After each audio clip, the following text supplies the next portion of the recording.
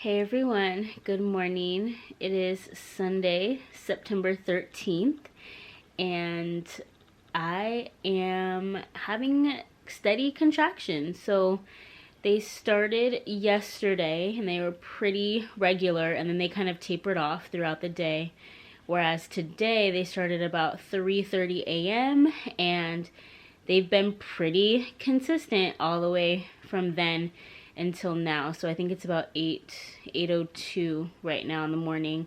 So ever since 3 a.m. I've been contracting and laboring at home. So I was told to call my labor and delivery department when my contractions reach 3 to 4 minutes apart. Late last night I lost just a little bit of the mucus plug, and then some more of that today. There was some bloody show yesterday before the loss of the mucus plug. So just checking in, and right now the contractions are lasting about a minute, minute and a half, and they're coming on on average, about every 10 minutes or so, 9 or 10 minutes. So yeah, we're just waiting for them to get a little bit closer together. In terms of intensity, they are a bit more intense than they were yesterday. I'd give it maybe like a 5 or so. I would say they were 4 yesterday. But again, it's all relative in terms of, right, like what's uncomfortable and what's painful for one person and how that might be different for someone else. But I just wanted to pop on here and give a quick update, and we'll be sure to continue updating you all as things progress. So what I'm gonna do now, I'm just gonna kind of try to lay here and get some sleep in between contractions.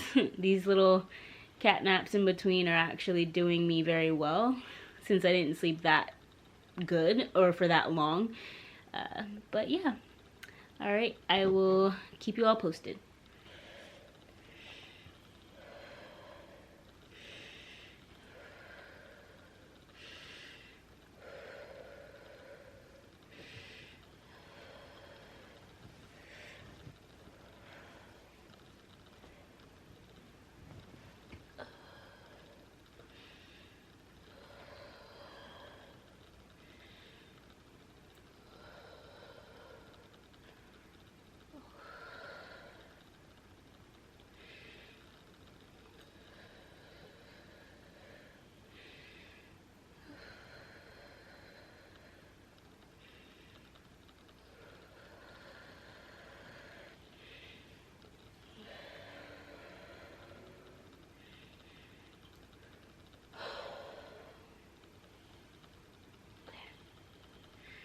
Alright, so that was about a minute long. They are seemingly getting closer together, but the overall average now is about 8 minutes apart. Okay, be back later. Hey everyone, it is about 9:25 a.m. Same day, still Sunday, September 13th. I am sitting on my yoga ball and I am smelling some peppermint essential oils. We are getting prepared to head to the hospital, so I am halfway dressed and my husband is dressed, and we're gonna be heading out here pretty soon. My contractions have progressed, they're getting stronger, and they are about 4 to 5 minutes apart. I'm also going to be dropping off my dog, so we're gonna leave here pretty soon. The doctor did tell me to give them a call when my contractions were 3 to 4 minutes apart, and so that's probably what's gonna happen. Once I drop off my dog at my mom's house, we'll probably hang out there for a little bit, maybe 20 minutes or so, and then give my doctor a call, and then hopefully they'll have us come in, and hopefully they'll have us stay once we get there, and yeah, we can get this baby girl here. So just popping in for another update. I was able to kind of get myself together a little bit from the last clip that you saw, and I'm feeling a lot more like myself, a lot better, but the contractions are still a bit intense. And I just had one, so I'm like, you can tell I'm probably like a little out of breath, and I'm sniffing my peppermint. So oh yes, okay. I will come back to you all with another update here pretty soon. All right.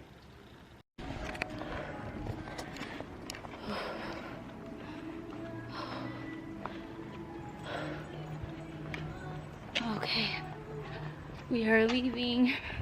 Hopefully this is our last time leaving the house as without a kid. So, walking to the car, and we're gonna head to the hospital.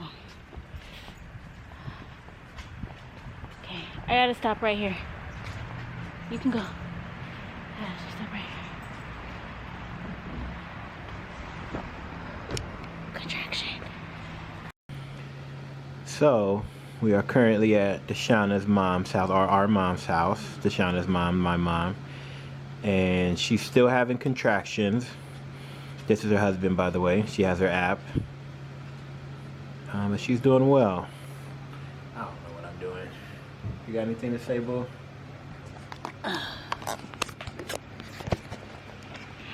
Hey, y'all.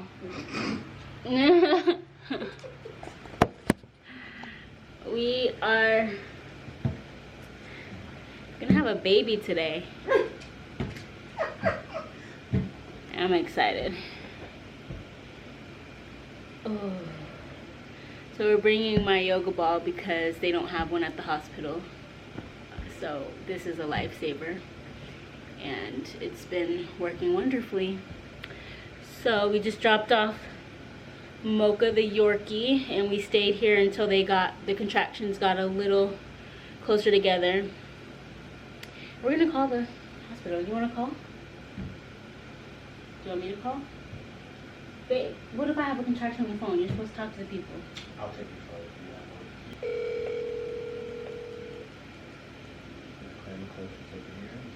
Let's go upstairs. And what's your name? DaShanna. Alright, so how long have you been having these contractions? So my contractions, Go ahead. the contractions altogether started at about 3:30 this morning. But they've been about 4 minutes for the last hour and a half, 2 hours. So when you have a contraction, do you have to like stop and breathe through your contractions? Yes, I do. Okay. Are you leaking any fluid, like your water bag's broken? No, but I do see the what's it called? The mucus plug. Lost more of that today. Okay. Are you bleeding? No. It was a little red though. You feel your baby moving? Yes. Okay. So you said 4 to 5 minutes for an hour and a half? Yes. Okay. So on a scale of 1 to 10, how would you rate the pain? Maybe about a 6 or so. So before we even suggest that you call us, we ask that you have regular contractions for at least 2 hours. So you're coming up on that mark where it will be time for you to call us. Okay. Right now, we're actually full. So unless you were coming in about to have a baby like right away, we would have to send you somewhere else. So what we can do is you can stay home. Like right now, what I would tell you is like you need to probably stay home a little bit longer and let the contractions, become a little bit more regular and a little bit more intense. The biggest indication that you're in active labor is they become progressively uncomfortable. It goes from 2 to 3 to 4 to 5 to 6 to 7. Like it just keeps going and going and going. Mhm. So I feel like I'm in the middle of that. Like it has done that. I think yesterday was the day that a shower helped. okay. And contractions kind of fizzled out. Oh. Okay. But today you feel like it's just gotten more and more uncomfortable. Right. And they're more consistent. Like they've never been 4 to 5 minutes apart. They would jump around. Uh-huh. And now they're not. Okay. So I think that you should probably work on trying to go somewhere where you can have like a labor and delivery room. Okay. Because I don't want you to call back and then we don't have a room and then you have to then deliver somewhere that may not be ideal. Okay.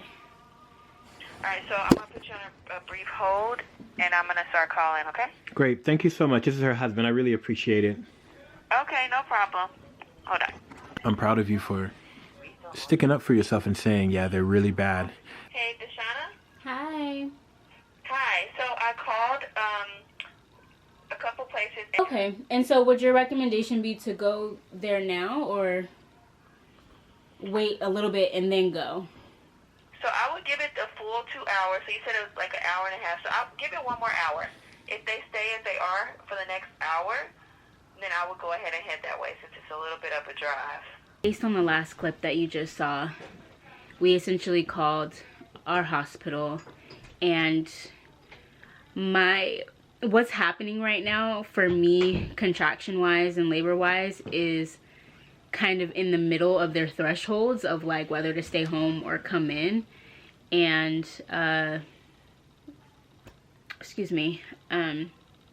essentially the place that we were going to deliver, they are full right now. It feels good to kind of have a plan, honestly, you know, hey, do this for another hour. If it stays like this, go in. And the location that we're going to is a little bit further, so 40 minutes. yeah, it's gonna take us maybe about double the time to get there, about 40 minutes or so, to the place where they have the room available for us. So yeah, I think that's pretty good advice, and things keep going how they are, and then I mean 40 minutes down the road, like it'll probably be a whole nother story. So we're still keeping everything lighthearted and fun and excited. I'm glad I'm at my mom's house, another place where I'm comfortable. And I got my husband here, super rock star. Thanks, babe. Yeah, girl. And yeah, we'll keep you all posted. Okay. Oh, I think I forgot to tell you what time it was. So it's about 11:15, 11:17 right now at this current moment in time. So still fairly early in the day.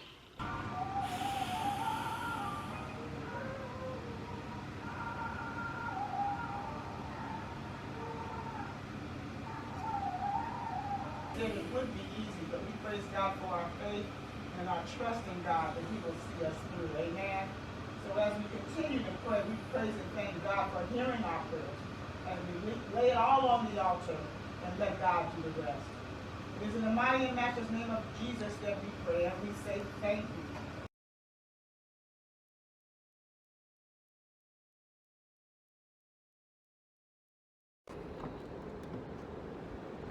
We're at the hospital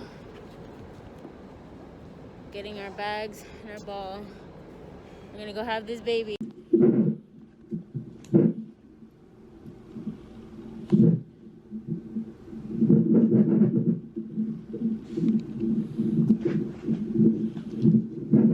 Hey, how you feeling?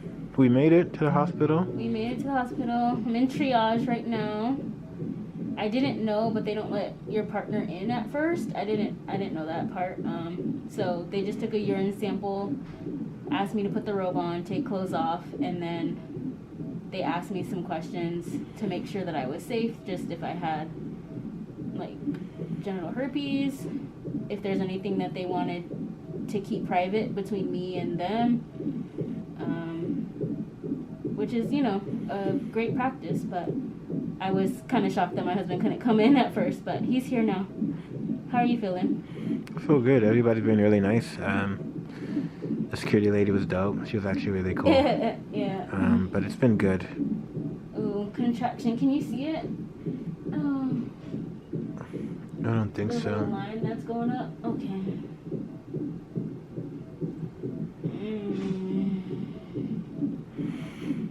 Ready to get this little girl here? I can't stand these masks, and this every time I breathe it gets foggy. I don't like it. Alright, I'm gonna turn this off. We'll check back in later, okay? Okay. Hey everyone. So, ooh, that lighting is not the business. There we go.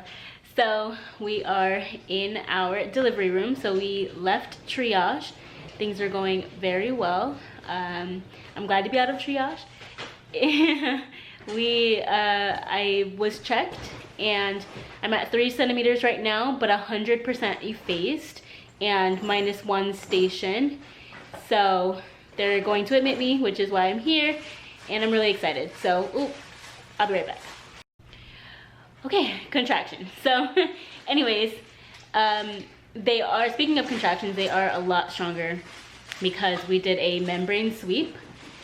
So yeah, my midwife is super cool, at least the one that I had in triage, so we'll see if that's the same one or if it changes. But I did request a midwife just because of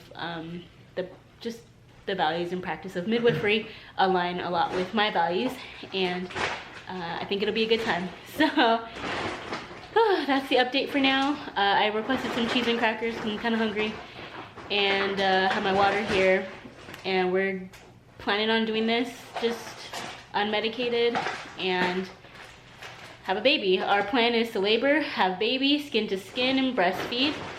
And yeah, I'm really excited. We have my blood type up there, and we know that I am group B strep negative, so we don't have to worry about antibiotics or anything like that. Hey everyone, so it's a little bit later. I don't remember where I left off, but it is, oh shoot, where's the clock in here? 14:56. So what is that, 2:56? Yeah, 2:56. Can you all see that? So it's 2:56. We are admitted, so I'm in my labor room. I had some blood draws. I also have my IV port, and this side saddle is my wireless, well, it's got wires, but it is my monitor so that I can move freely about instead of being stuck on the bed. So lots has happened. Basically, you know, the first IV try didn't work, so I got poked in my left arm. Let me see, can y'all, it's like a big bubble, can y'all see that? So that didn't work, so then we had another nurse who came in who did my port on my right side. I really wanted it on my left side because I'm right-handed, but whatever. They did my blood draw over here, so that's fine. Luckily I can move about, so I'm on my ball right now. My husband is here. He went to go move the car since we're all settled. We just ordered some food. I'm hungry. And my midwife came in and said that she was looking at my chart, and early on in my pregnancy I met with a OB who had some pretty strong recommendations for labor, and I don't feel like I remember being told that. So here we are, September. I'm told that these notes are from January, so very early on in pregnancy, like I was a month in at that point. And they had some very strong recommendations for my labor, which include that I should have a very early epidural, because there's a risk with labor. There's a risk of having a sickle cell crisis. My plan is to not have an epidural at all. So to hear that it's been recommended that I get an epidural early on is not what I wanted to hear. So what we're doing right now is just deciding whether or not we're gonna take that recommendation or go with my plan and do this without an epidural. There's always a risk. There's a risk with pregnancy for preeclampsia, which I didn't have. There was a risk of having a sickle cell crisis during pregnancy, which I didn't have. I am 32 years old and I haven't had a sickle cell crisis since I was 11. And not to say that, ooh, contraction, y'all, hold on one second. Ooh.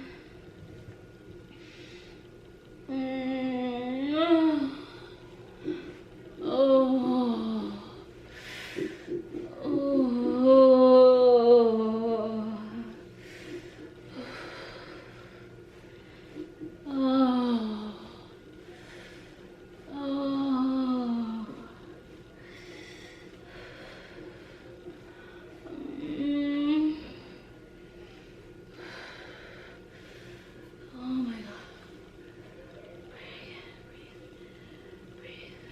So I met with the anesthesiologist who came in and told me about kind of the process and what would happen, and she said it's completely up to me and that I could get an epidural up until I'm like 100% like ready to like push and have the baby, so I can decide later. I think the thing that was, you know, making my midwife, who consulted with a different OB who's on call right now, was the recommendation of having an early epidural, which that would be now. And like I said, having that be something that I was not planning on doing, period, to, oh, you don't even get to try. Like, you, like, first things first, you know, early epidural. So we're considering our options, and yeah, I'm just continuing to do what I do. I'm fine right now.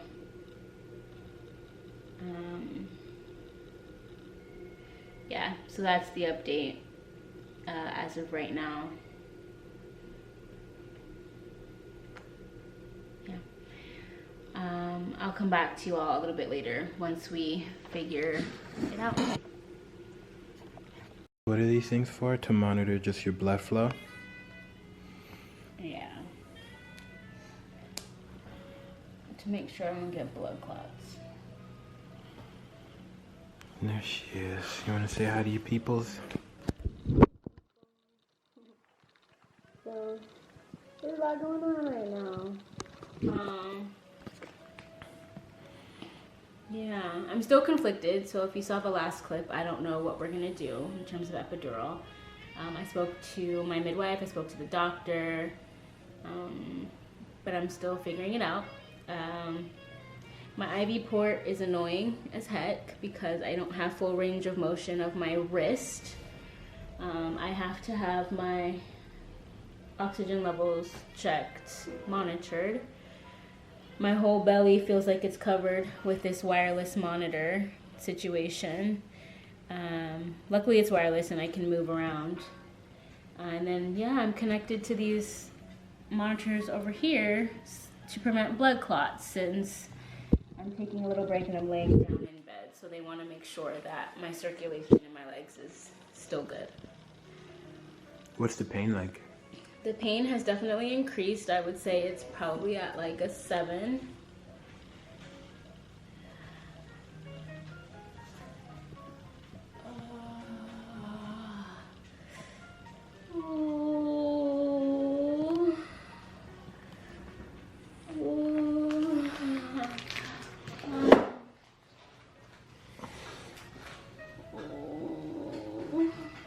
I had about 3-4 bites of my burrito. I'm drinking water. We're just laboring. They haven't come to check me, so I don't know how I've progressed. But I think, excuse me, I've been smelling my peppermint. It's been very helpful. Depending on where they say I am, probably at my next cervical check will determine if I get an epidural or not, I think. Yeah, so that's where we're at. How are you feeling, babe? Helpless. I definitely feel helpless and useless. Hanging in there, trying. The room is nice. The space is awesome, you know. So yeah. But my wife is doing an amazing job. She's crushing it. The staff here has been awesome. I know DaShanna probably told you that we had to change hospitals. Or you heard of earlier, we had to switch it up, and that was a jump start, a kick start to what we're doing, and kind of change the plans and everything, but it's working out well. She has to stand up. Okay, and that's it. We'll check in soon. All right, still laboring, still doing a great job. What would you say has been the thing that's been helping you relieve pain, or been a good pain reliever? The ball, this little ball, the counter pressure. I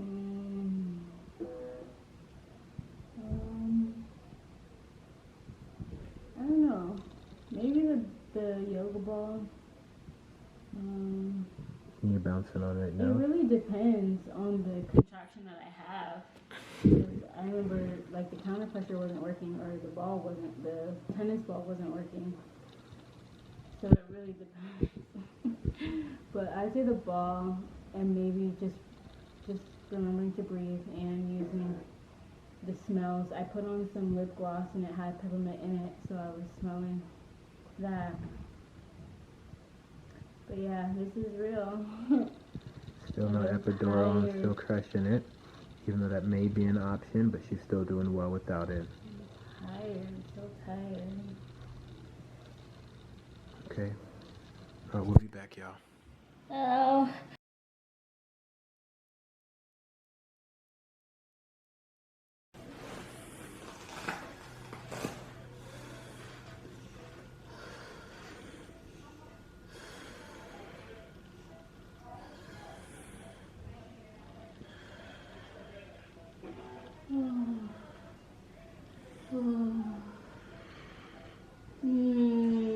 Okay, baby, you got this, honey.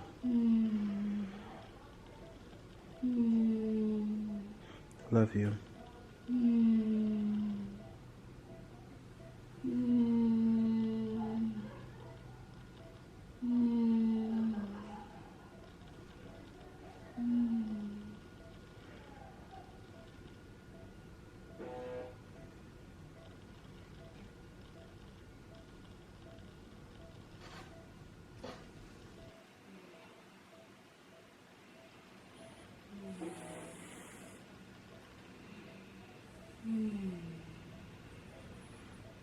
How you feeling, baby? Okay. How was the pain on a scale of 1 to 10? 8. An 8? Do you want to get an epidural? No. No? Okay, I know you can do it, sweetheart. I know it's hard. Just keep breathing. Won't check me again for a couple hours. Not a couple. It's going to be like an hour and a half. They're going to come check you. See how far I am. Yeah.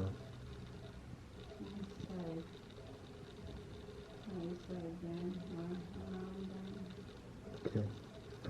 Alright, we'll check in a couple hours. Yeah. Maybe a small snack. I think I'm done with the burrito for now. Do you want... What is a snack for you? I mean, we have fruit, crackers, cheese, yogurt, Jell-O. Or even I can try to see if there's like even a smaller like garden salad type bread type thing. Fruit and Jell-O maybe. Sounds good.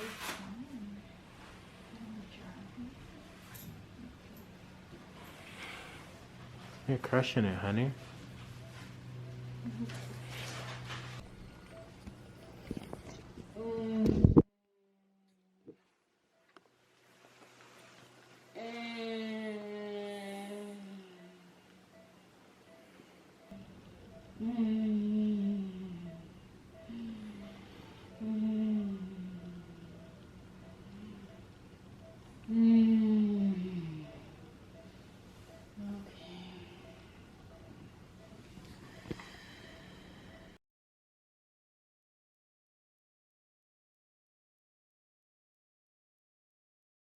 I got an epidural, everybody.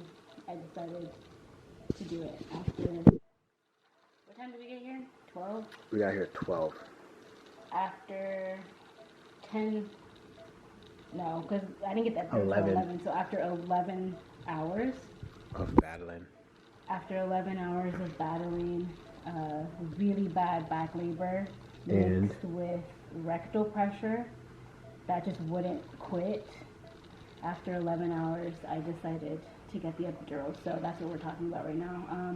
My last few contractions before the epidural. When the people were in the room or before they were in the room? The epidural people? I think 1 or 2 was before, and then during, like when they were getting prepped. I think I had made the decision for the epidural, and then I had to wait or it felt like I had to wait forever for the anesthesiologist to come. And I think the thought of having relief and then it taking so long just kind of made me a little